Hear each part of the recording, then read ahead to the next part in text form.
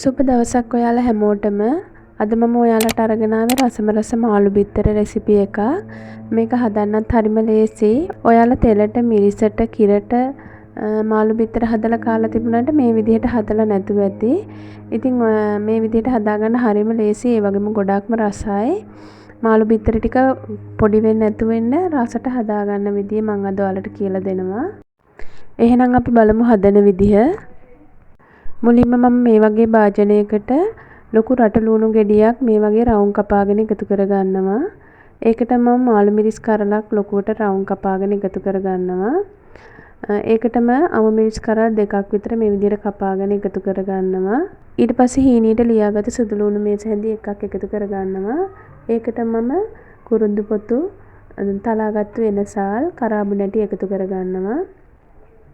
දැන් මම මේකට අබ තේ හැඳි එකක් එකතු කරගන්නවා.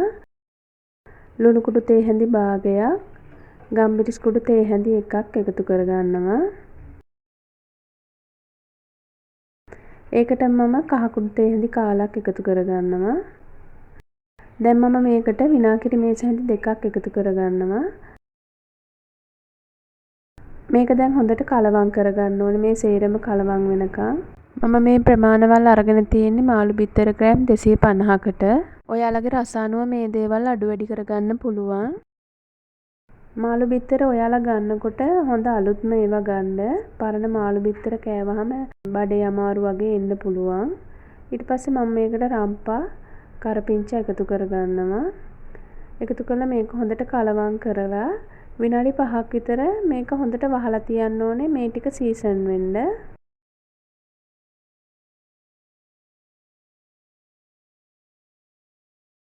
දැන් මේ විනාඩි 5කට විතර පස්සේ මම භාජනයක් ලිපේ තියලා මේ විදිහට තෙල් ටිකක් දාලා තෙල් ටික රත් වෙනකොට අපි අර ඉස්සෙල්ලා හදාගත්තු ලුණු ටික මේකට එකතු කරගන්නවා.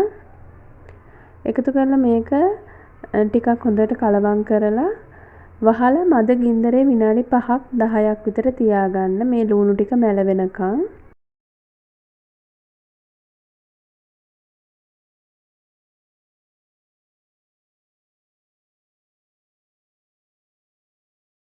දැන් මේ විනාඩි 10කට පස්සේ දැන් මේ ලුණු ටික හොඳට මැල වෙලා තියෙන්නේ. දැන් මේක මේ විදිහට ටිකක් කලවම් කරලා මම දැන් මේකට මාළු බිත්තර එකතු කරගන්නවා. මේ මාළු බිත්තර ලුණු කහ මාළු බිත්තර වැහෙන ප්‍රමාණයට වගේ වතුර දාලා විනාඩි 5ක් තඹගෙන තියෙන්නේ. දැන් මේකට මම මාළු බිත්තර එකතු කරගත්තට පස්සේ හැන්දෙන් කලවම් කරන්නේ නැහැ. මේ වගේ ගෑරිප්පුවකින් හරි ඔයාලට හැඳි මිටකින් හරි මෙහෙම චුට්ටක් එහාට මෙහාට පෙරලලා විතරයි මේක කලවම් කරගන්න ඕනේ. නැත්තම් මේක ඔක්කොම මාළු බිත්තර ටික කුඩු වෙනවා. එතකොට මාළු බිත්තර කෑලි හොයාගන්න හම්බෙන්නේ නැහැ. ඒ නිසා මේ වගේ එක්ක ගෑරුප්පුවකින් හරි නැත්තම් හැඳි මිටකින් හරි මේ විදිහට පොඩ්ඩක් එහාට මෙහාට පෙරලා ගන්න විතරයි ඕනේ. හැඳි ගන්න එපා. දැන් මේක මේ විදිහට කලවම් කරලා පියන වහලා අඩුම ගින්දරේ විනාඩි 5ක් විතර මේක තියාගන්න ඕනේ. මේ තියෙන්නේ මේ විදිහට මම හදාගත්තු මාළු බිත්තර එක. ඔයාලා මේ විදිහට හදලා බලන්න. තෙලට, මිරිසට, කිරට වගේම මේ විදිහටත් ගොඩාක්ම රසයි. ඒ වගේම මාළු බිත්තර කියන්නේ පොඩි ළමයිට ගොඩක් ගුණදායක කෑමක්.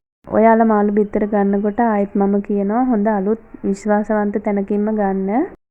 ඉතින් මගේ වීඩියෝ එක හොඳයි නම් ලයික් එකක් දාලා, කමෙන්ට් එකක් දාලා සබ්ස්ක්‍රයිබ් කරන්න. ඒ වගේම ඔයාලගේ යාළුවොත් එක්කත් මගේ වීඩියෝ එක ෂෙයා කරගන්න. එහෙනම් අදත් මගේ වීඩියෝ එක බැලුවට ඔයාලට ගොඩාක් ස්තුතියි. සුබ දවසක්.